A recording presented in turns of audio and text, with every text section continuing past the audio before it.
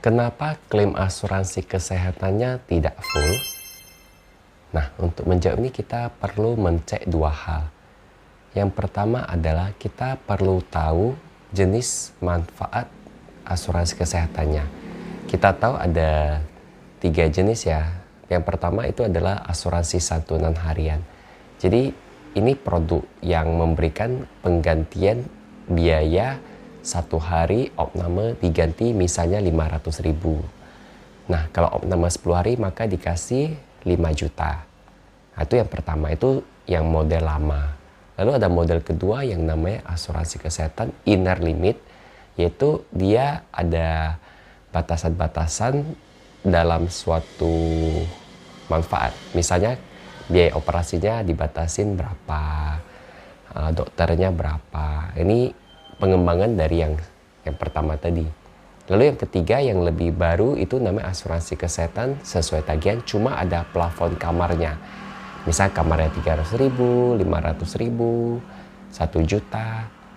Nah, ini kalau kita masuk kamarnya sesuai maka dibayar semua.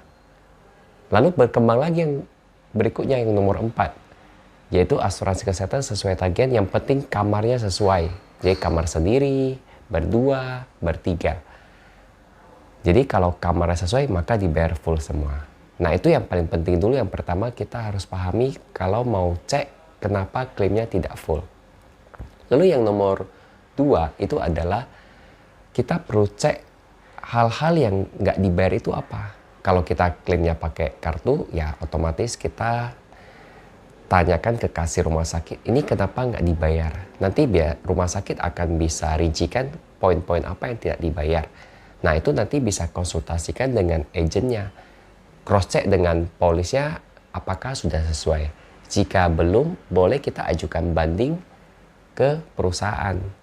Kalau di rumah sakit pakai kartu, ya kita ajukan ke kasir agar tolong tanyakan ke pihak provider yang membayar klaim ini kenapa nggak dibayar.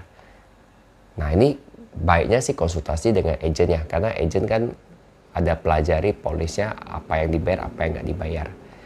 Kalau klaimnya reimburse ya sama sih konsepnya, udah diklaim ternyata nggak full dibayar, ya kita ajukan banding lagi.